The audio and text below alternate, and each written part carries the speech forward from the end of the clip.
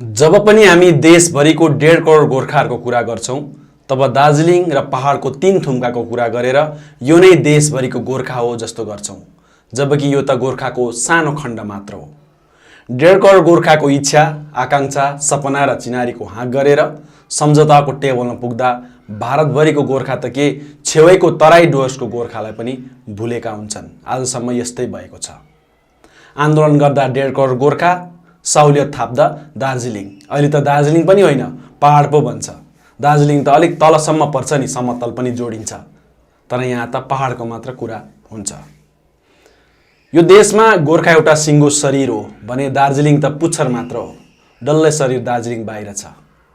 यहाँ हामी 10 देखि 15 लाख छौं अनि त्योभन्दा धेरै बेसी 1 करोड 40 लाखको लगभग देशदेखि यो दार्जिलिङ क्षेत्रदेखि बाहिर देशमा बसेका छन्। हामी दार्जिलिङ त सानो पुच्छर मात्र हौं।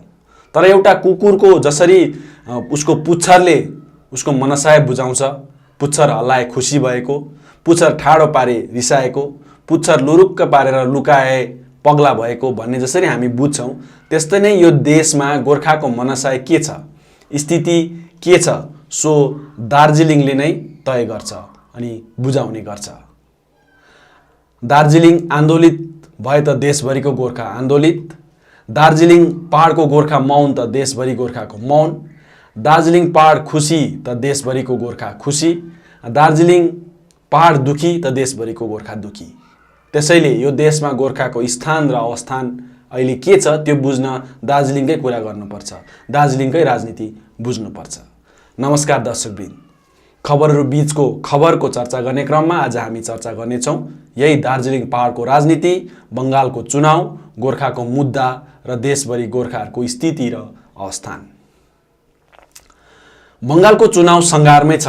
आज भोलि नै यहाँ चुनाव आचार संहिता लागू हुनेछ अनि चुनावको मिति घोषणा हुनेछ। सबै राजनीतिक दलहरू दार्जिलिङको 3वटा सिटमा चुनाव लड्न तयार छन्। तर अचम्मको कुरा, यो पालिको चुनावमा गोर्खाल्यान्डको मुद्दा एउटै दलकोमा पनि छैन। विगत 40 सालदेखि लोकसभा र विधानसभा चुनाव त के, नगरपालिका र त्यो पञ्चायत चुनावमा धरि गोर्खाल्यान्डको मुद्दामा लड्ने दलहरूले आजको दिनमा गोर्खाल्यान्डको ग पनि उच्चारण गरेको छैनन्। बंगालका सत्ताधारी दल तृणमूल कांग्रेसले कुरा गर्ने कुरै आएन। गोजमो 1 र 2 त्यही तृणमूलको हात समातेर पहाडमा आफ्नो अस्तित्वको लडाईँ लडिरहेछ। गोर्खाल्यान्ड त भन्ने कुरा नै उठेन। अर्कोतिर भाजपा गोर्खाल्यान्ड भन्ने स्थितिमा छैन। 11 जातिलाई जनजाति दिन नसक्नेहरूले गोर्खाल्यान्डलाई पीपीएस बनाइदिएको छ। त्यो पीपीएस के हो न त माग्नेलाई थाहा छ न त दिनेलाई नै थाहा छ। तर यति चाहिँ तय छ, त्यो पीपीएस गोर्खाल्यान्ड होइन। अब अरु दल जो भाजपाको गठबन्धनमा छ सबै कन्फ्युज छ। पीपीएस नै गोर्खाल्यान्ड हो भन्ने भ्रम पालेर कसैले आफ्नो अस्तित्व बचाइरहेको छ त कसैले भाजपासँग मिलेर पहाडको सत्ता ताकिरहेको छ। क्रामाक्पा, गोरानिमो, सुमुटी मोर्चा जस्ता दलहरू आफ्नो बलबुतामा केही गर्ने क्षमता राख्दैन, त्यसैले आफै केही गर्ने स्थितिमा पनि देखिँदैन। भाजपासँगै टालिएर पीपीएस नै गोर्खाल्यान्ड हो भनेर बस्ने स्थिति पनि छैन, किनकि त्यसो गरेको खण्डमा यो पालिको चुनाव त जितिएला, तर 2024 मा जनतालाई जवाब चाहिँ के दिने सोचमा छन्, किनकि उनीहरूलाई पनि थाहा छ भाजपाले केही दिनेवाला छैन। अर्कोतिर गोरामुमो जो अहिले भाजपाको गठबन्धनमा रहेको दलहरूमध्ये अलिक शक्तिशाली दलको रूपमा अघि आइरहेको छ। उनीहरूलाई पनि गोर्खाल्यान्ड हुँदैन, भाजपाले दिँदैन भन्ने कुरा राम्ररी थाहा छ। तर भाजपा बंगालमा आए पहाडको सत्ता हाम्रो हातमा हुनेछ भन्ने कुराको आशामा भाजपासँगै टालिएर बस्न रुचाउँछन्। त्यसैले त गत केही दिन अघि सुभाष घिसिङको पुण्यतिथि मनाउन आएका गोरामुमोका 3 शीर्षस्थ नेताहरूको 3 किसिमको बयान थियो। एक नेताले भने हामी सत्तामा छैनौं र त कस्तो काम गर्दैछौं, सत्ता पायौं भने त पहाडको रूप नै अर्को हुन्छ, हामीलाई सत्तामा पुर्याउनुहोस्। अर्को नेताले भने गोर्खाल्यान्ड ठुलो कुरा होइन, देश ठुलो हो अनि देशको सुरक्षा ठुलो हो, त्यसैले नै हामीले देशको निम्ति 2017 मा ममता ब्यानर्जीलाई चिठी लेखेर आन्दोलनलाई विराम लगाएका हौं। फेरि अर्को शीर्षस्थ नेताले भन्यो अब केही हुनेवाला छ, केही समयको लागि धैर्य गर्नुहोस्। अब जनता के गर्ने, अन्यल नै छ। अर्कोतिर पहाडको सबैभन्दा पुरानो दल अखिल भारतीय गोर्खा लीग अहिले आफै बीचमा टुक्रिएर 3 हो कि 4 टुक्रा भएको छ।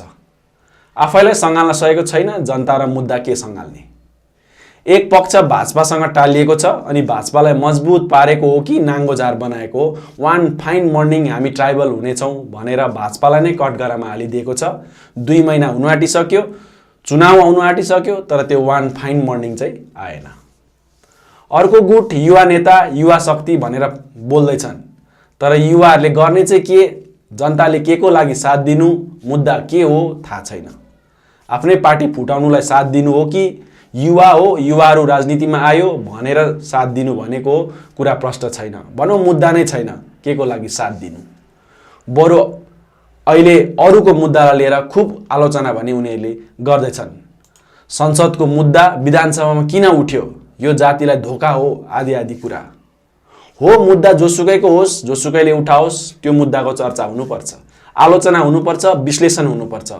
अनि त्यो मुद्दा ठिक छैन भने कुन मुद्दा ठिक छ र आफूहरूको मुद्दा चाहिँ यो विधानसभा चुनावमा के हो त्यो पनि बताउन सक्नुपर्छ। यदि गोर्खा जातिसँग सम्बन्धित मुद्दा, चाहे त्यो गोर्खाल्यान्ड होस् या त त्यो अहिले उठेको अल इन्डिया गोर्खा एसेम्ब्लीको मुद्दा होस्, जो संसदको मुद्दा हो, विधानसभा चुनावमा उठ्नु हुँदैन भने ठिक छ, आजसम्मको हरेक चुनावहरूमा गोर्खाल्यान्डको मुद्दा किन उठ्यो? यसको जवाब पनि उनीहरूले दिनु सक्नुपर्छ। अनि आफूहरूको चाहिँ यो विधानसभा चुनावमा मुद्दा के हो त्यो जनतालाई बताउनु पर्ने हो। र यो एनपीपी, नेसनल पिपल्स पार्टी, जो उत्तर पूर्वीय राज्यबाट पहाड भित्रिएको छ अनि विशेष रूपमा अहिले कालेबुङमा अलिक सक्रिय देखिरहेको छ, तर पार्टीको मुद्दा के हो त्यो पार्टी गर्नेहरूलाई पनि राम्रै थाहा छैन। हालै आफ्नो दलको सुप्रिमो तथा मेघालयका मुख्यमन्त्री कनट साङ्मालाई भेटेर आएपछि चुनाव लड्ने घोषणा गर्दै बङ्गालबाट छुटा नाम नै हाम्रो मुद्दा हो भने, तर छुटिएर गोर्खाल्यान्ड कि सिक्किमतिर विलय हो के हो थाहा छैन। फेरि बङ्गाल विभाजन चाहिँ कतिको सम्भव छ त? मूल कुरा त यहाँ छ, भोटकै लागि बङ्गाल विभाजनको कुरा गरेर चुनाव जित्ला, जबकि नेतालाई मात्र होइन जनतालाई पनि थाहा भइसक्यो अब बङ्गाल विभाजन अहिलेको स्थितिमा अहिले सम्भव छैन। नहुने कुरा गरेर भोट जित्नु र जनता थुपार्नु एसेट हो कि लायबिलिटिज मात्र हुँदैन? यो कुरा त विमल गुरुङले प्रमाण गरिसकेको छ। यसरी आजको यो चुनावको यत्रो माहौल छ, यत्रो ठुलो पर्व सुरु भइसकेको छ, गणतन्त्रको यत्रो ठुलो उत्सवमा 40 वर्षपछि पहिलोपल्ट गोर्खाल्यान्डको मुद्दा कसैको चुनावी मुद्दामा छैन।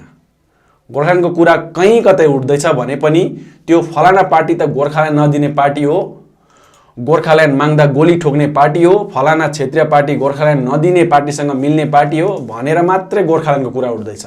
जबकि गोर्खाल्यान्ड माग्दा र आन्दोलन गर्दा long pending demands of Gorkhas हामी पुरा गरिदिन्छौँ भनेर आन्दोलन गर्न चम्काउनेहरू चुप बसेकोले पनि जनताले दुःख पाएको हो।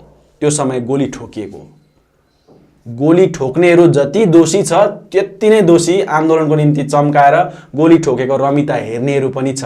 यो कुरा जनताले बुझिसकेको छ। अनि आज आएर भन्दैछ उ त गोर्खाल्यान्ड नदिने हो, हामी पीपीएस गरिदिन्छौँ, अर्थात् उसकोमा पनि गोर्खाल्यान्डको मुद्दा भने छैन। के हो त यसको अर्थ? के बुझ्नु त जनताले? यसमा ठुलो प्रश्न खडा भएको छ। यहाँ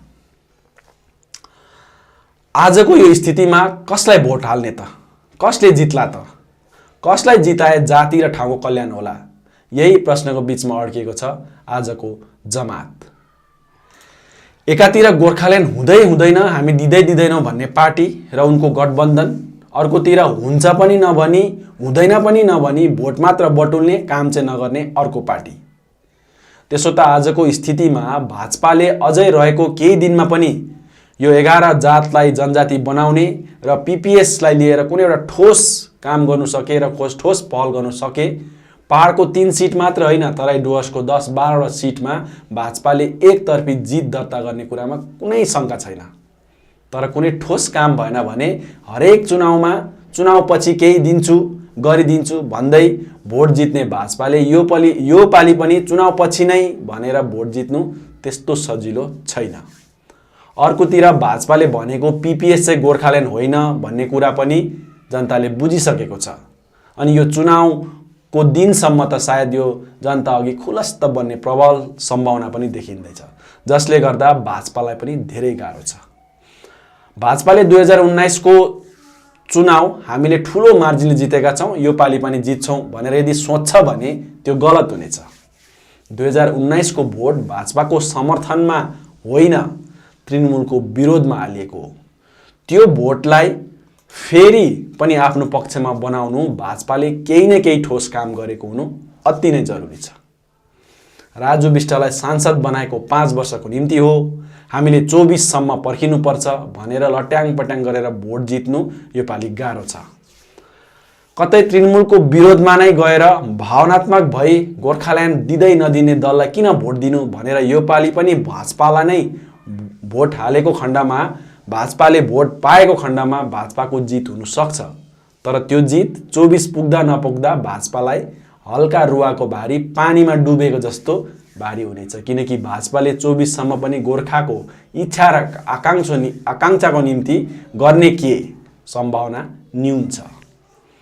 झन् भाजपाको सरकार बङ्गालमा आएको खण्डमा त हिज माकपा प्रति गोर्खाको जति घृणा थियो र आज तृणमूल कांग्रेसप्रति जति घृणा छ त्योभन्दा दोब्बर घृणा बढेको हुनेछ भाजपा प्रति, किनकि बङ्गालको सत्तामा आएपछि बङ्गाल विभाजन गर्नु त परै जाओस्, बङ्गाल विभाजनको कुरा धरि गर्नु उकालो पानी बग्नु जतिकै असम्भव हुनेछ भाजपाको निम्ति। यो गोर्खाको सपना मेरो सपना, पीपीएस 11 जातिलाई जनजाति बनाउने मुद्दाले भाजपालाई यस्तो थिच्छ कि कहिले उठ्ने छैन गोर्खा जातिको नजरमा। त्यो बेला अहिले भाजपामा जाने गोर्खे नेताहरूले जनता अघि के जवाब दिनेछ त्यो न त जानेले सोचेका छन् न त लानेहरूले सोचेका छन्। फेरि भाजपाले अहिलेसम्म पीपीएस दिनु नसक्नु बङ्गालमा आफ्नो सरकार नभएर हो, सरकार आएपछि यो भइहाल्छ भन्ने जुन सफेद झुट बोल्दैछन् त्यो पनि जनतालाई पचेको छैन। केन्द्र सरकारले कुनै पनि संवैधानिक व्यवस्था दिनु कुनै पनि राज्य सरकारको स्वीकृति चाहिँदैन, यो कुरा सबलाई थाहा छ। लु यदि चाहिन्छ नै भने पनि 11 जातलाई जनजाति बनाउने जुन मुद्दा छ त्यसको निम्ति त राज्यले स्वीकृति दिनु मात्र होइन रिकमेन्डेसन गरिसकेको छ, त्यो पनि आजसम्म किन भएको छैन? प्रश्न यहाँ छ। आज विमल गुरुङले आफ्नो निजी स्वार्थको निम्ति नै भए पनि तृणमूल कांग्रेससँग गठबन्धन गरेर पहाड आउनुमा कहीँ न कहीँ भाजपा इमानदार छैन र भाजपाले केही दिँदैन भन्ने कुरा उनले थाहा पाएर नै हो। त्यति हो उनले अलिक हतार गरे, 2021 सम्म नत्र 2024 सम्म पर्खिनु सकेको भए भाजपा आफै नै एक्सपोज हुने थियो। भाजपाले भनेको पीपीएस के हो त्यसको न त टाउको छ न त पुच्छर छ, जिउको त कुरै नै छैन। भाजपाले चुनाव अघि नदिए पनि हामीले सोचेको पीपीएस यो हो भनेर एउटा प्रारूप देखाउन सक्यो भने अनि 11 जनजातिको मुद्दालाई केही एउटा ठोस पहल चाल्न सक्यो भने भाजपाको पल्ला भारी हुन सक्छ। तर पीपीएस के हो सस्पेन्स राखेर जनताको मन जित्नु बहुत गाह्रो काम छ यो पटक। भाजपाको पीपीएस बङ्गाल भित्रकै व्यवस्था हो भन्ने लगभग तय छ। यो कुरा गत केही दिन अघि भाजपा नेता भास्कर डेले कालिम्पोङ आएका बेलामा प्रश्न पारेका छन्। होइन भने पनि पीपीएस कि त 6 शेड्युललाई नै अलिक ठाकठाक ठुकठुक पारेर बोडोल्यान्ड टेरिटोरियल रिजन जस्तो सेटेलाइट रूपमा केही तराई डुवर्सका भूभागहरू पनि गाभेर दिन सक्ने छाँट देखिन्छ, नत्र भने पुरा उत्तर बङ्गाललाई नै अलग राज्य बनाउने जुन भाजपाको भित्री एउटा रणनीति छ त्यो त भाजपासँग छँदैछ। जे पनि होस् यो पीपीएस के हो त्यो चुनाव अघि खुलस्त पार्नु जरुरी देखिन्छ, तर त्यो काम भाजपाले गर्छ भन्ने कुरा सम्भावना चाहिँ एकदमै कम छ। किन भन्नुहुन्छ भने भाजपाले यो 3वटा सिटको लोभमा बङ्गालको 291 वटा सिट गुमाउनु कहाँ चाहन्छ? यो त पाएन भने पनि ठिकै छ, पायो भने भाजपाको लागि फाउ हो। यस्तो छ आजको स्थिति। मुद्दा कसैकोमा छैन, एकले अर्कोलाई गाली गर्यो अनि त्यो अर्कोलाई हराउनुको लागि चाहिँ मलाई जिताउनुहोस् भन्ने मुद्दा बाहेक अरू केही छैन। अब यो बीच गोजमु विनय खेमाले 13 डिसेम्बरको दिन सुकुनाको जनसभामा 1949 को भुटान नेपाल सन्धि र 1950 को इन्डो नेपाल सन्धिको कुरा गर्यो, रिभ्यू हुनुपर्ने माग गर्यो अनि दार्जिलिङ पहाड लगायत तराई डुवर्सको भूभागलाई नर्थ इस्ट काउन्सिलमा गाभ्नुपर्ने माग उठाए। अहिलेको स्थितिमा कुनै पार्टीमा पनि अर्कोलाई गाली गर्नु बाहेक केही मुद्दा नहुँदा विनय खेमाले एउटा मुद्दाको कुरा गर्यो, तर मुद्दा पुरानै जानेको सुनेको र पहिले गरेर पनि नभएको, अनि विशेष रूपमा यो मुद्दा पनि गोर्खा जातिको मुद्दा भन्दा भन्दै पनि यसको प्रत्यक्ष उपभोग गर्ने चाहिँ यही क्षेत्रका मानिसहरू मात्र हुनाले यसले त्यति चर्चा देशभरि पाउन सकेन। तर 1 फरवरीको दिन गोजमु विनय खेमाका अध्यक्षले देशभरिको गोर्खाहरूको निम्ति भनेर जुन अल इन्डिया गोर्खा एसेम्ब्लीको मुद्दा उठाए त्यसले भने अहिले कहीँ न कहीँ चर्चा पाएको देखिन्छ। अब यो एसेम्ब्ली संविधानमा नै नभएको नहुने कुरा हो या त गोर्खाल्यान्डबाट ध्यान हटाउने प्रयास हो भनेर नकारात्मक चर्चा होस्, या त यो समय सापेक्ष कुरा हो, सही छ भन्ने सकारात्मक चर्चा होस्, तर चर्चा भने सुरु भएको छ। गोर्खा भारतीय विचार मञ्चका प्रमुख सीके श्रेष्ठले केही वर्ष अघि पनि गोर्खा सेटेलाइट काउन्सिल भनेर यो मुद्दा उठाएको भए तापनि त्यो समय यो मुद्दा समय अनुकूल नहुँदा यसले चर्चा पाएन, भनौँ सबैले अस्वीकार गरे। तर अहिले आएर विनय तामाङले अर्थात् पहाडको एउटा शक्तिशाली सत्तामा भएको दलले अब हामी पार्टीलाई विचारले पछ्याउँदैन तर हामी पार्टीले विचारलाई पछ्याउनु पर्छ भन्दै सो मुद्दा अब हाम्रो पार्टीको मुद्दा हो भनेर जस्तो सुरु गर्यो यसले चर्चा पाएको छ। यति मात्र होइन, गोर्खा भारतीय विचार मञ्चले जस्तो मुद्दाको अवधारणा बुझाउन कार्यशालाहरू सुरु गर्यो अनि सुरुमा नै कार्यशालामा बस्ने युवाहरूले यस मुद्दा र यस अवधारणालाई मन पराए अनि यसले देशभरिको गोर्खाको अस्तित्व र चिनारी सङ्कटको समस्यालाई सम्बोधन गर्छ भन्ने जुन मन्तव्य दिन थाले तब अझै यो मुद्दा सबैको जिज्ञासाको विषय बनेको छ। एकातिर अहिले यत्रो 40 वर्षको आन्दोलन र सङ्घर्षले केही हात नपर्दा अब त यो गोर्खाल्यान्ड नहुने रहेछ र कुनै पनि दलले गोर्खाल्यान्ड भनेर भोट मात्र माग्दो रहेछ, यो मागी खाने भाँडै मात्र रहेछ भनेर जनताले बुझ्दै आएको बेला अनि कुनै पनि दलले चुनावको मुखमा पनि गोर्खाल्यान्ड मुद्दा नउठाउनले अब गोर्खाल्यान्ड त अब्सोल्युट भयो, पुरानो भयो भन्ने सङ्केत दिएको हो कि भन्ने पनि लागेको छ। यस्तो अवस्थामा जातिको अस्तित्व र चिनारीको चिन्ता गर्ने जमातले कतै यो अल इन्डिया गोर्खा एसेम्ब्ली एउटा सञ्जीवनी पो हुन्छ कि भनेर यो विषयलाई चासो दिएर हेरिरहेको र बुझ्ने प्रयास गरिरहेको पनि देखिन्छ। ठुला ठुला जनसभा गरेर अर्को दललाई गाली गर्नु मात्र भइरहेको अवस्थामा, झण्डा परिवर्तन गर्नु मात्र भइरहेको अवस्थामा यो कुरा अहिले एउटा मुद्दाको रूपमा अघि आउँदै गरेको देखिन्छ। हुन त यो मुद्दा 100% ठिक छ भन्ने कुरा अवश्य होइन, तर एक त यो जातिको अस्तित्व र चिनारीसँग जडित मुद्दा छ, अर्को कुरा यस मुद्दाले साँच्चीमा नै भारतभरिको 1.5 करोड गोर्खाहरूलाई समेट्ने काम गरेको देखिन्छ। उनीहरूको डाइरेक्ट सहभागिता यहाँ हुने सम्भावना देखिन्छ, जसले गर्दा पिपिएस जस्तो के हो अन्धो मुद्दा र छैटौं अनुसूची जस्तो यहाँको क्षेत्रीय मुद्दा भन्दा अलिक माथिल्लो ठाउँमा यसले स्थान पाउने प्रबल सम्भावना देखिएको छ। तर यो मुद्दा उठाउनेहरू कतिको इमानदार छ त्यसले यसको भविष्य तय गर्नेछ। एकपल्ट जाति बेचुवा र गोर्खाल्यान्ड बेचुवाको ट्याग लागेको पार्टीले अहिले आफ्नोमा केही मुद्दा छैन, यही नै भए पनि उठाउँ, कतै चुनाव जितिन्छ कि भनेर उठाउनलाई मात्र यो मुद्दा उठाएको हो कि यसमा गम्भीर पनि छ, त्यसले पनि यो मुद्दाको अघिको भविष्य तय गर्नेछ। साँच्चै गम्भीर भएर देशभरिको गोर्खाको हित चाहेर नै यो कदम चालिएको हो भने मुद्दाले केही छाप छोड्न सक्छ, नत्र चुनावी स्टन्ट मात्र हो भने केही हुनेवाला छैन। त्यसै पनि एसेम्ब्लीको मुद्दाले धेरैवटा प्रश्नहरू खडा गरेको छ। के यो मुद्दाले अब गोर्खाल्यान्डको मुद्दालाई सधैँको लागि तिलाञ्जली दिएको हो कि के हो? यहाँ यो प्रश्न उठ्दैछ। फेरि मुद्दा संसदमा छिनाफना हुने मुद्दा हो, तब अहिले बङ्गालको चुनावको समयमा किन उठ्दैछ? यो पनि प्रश्न छ। फेरि यो क्षेत्रफल अर्थात् टेरिटोरी नै नभएको कुनै व्यवस्था पनि हुन्छ र भन्ने पनि प्रश्न उठिरहेको छ। संविधानमा नै नभएको यो व्यवस्था कसरी हुन्छ? अनि भयो भने पनि यो त गोर्खालाई मात्र किन, अरू जातिले पनि त माग्नु थाल्ला भटाभट, तब के हुन्छ? यस्तो धेरै प्रश्नहरू उठिरहेको छ जसको जवाब यो मुद्दा उठाउने र मुद्दा तयार गर्ने विचारहरूले दिनुपर्ने जरुरी देखिन्छ।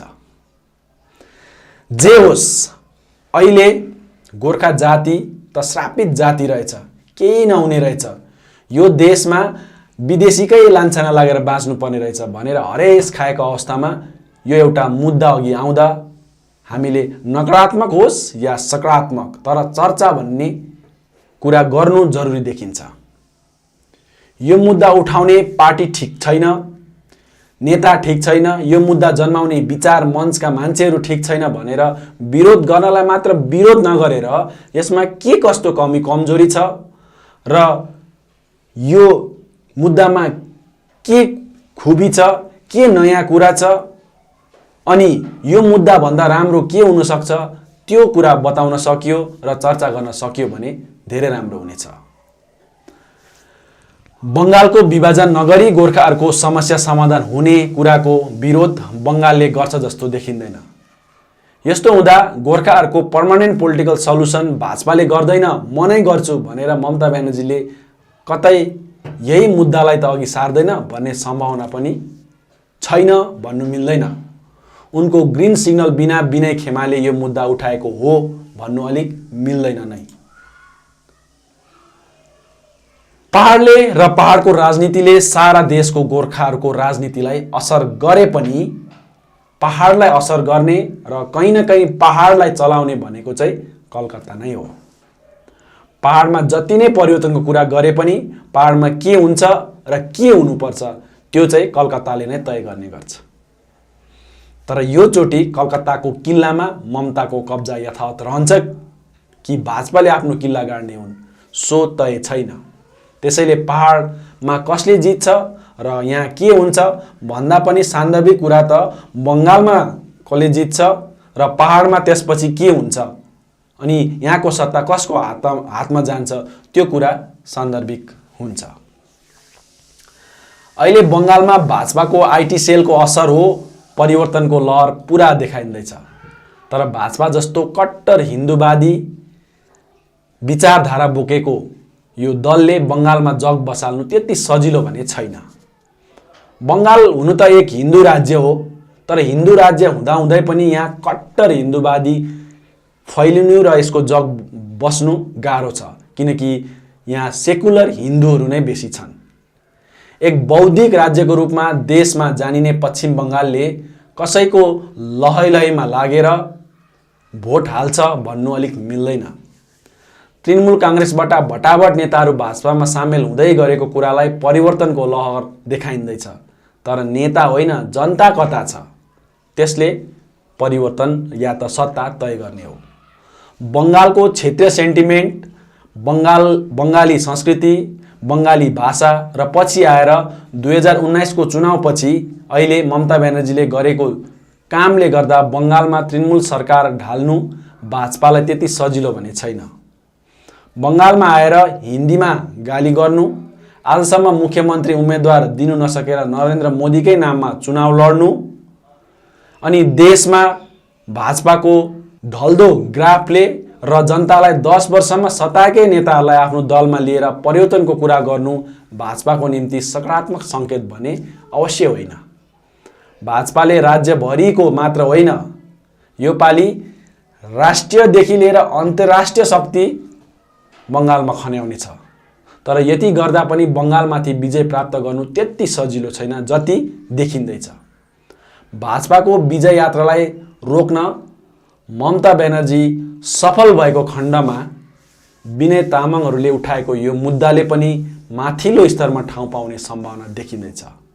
यो एउटा ठुलो रिस्कको खेल हो, तर राजनीतिमा नो रिस्क नो गेन। धन्यवाद।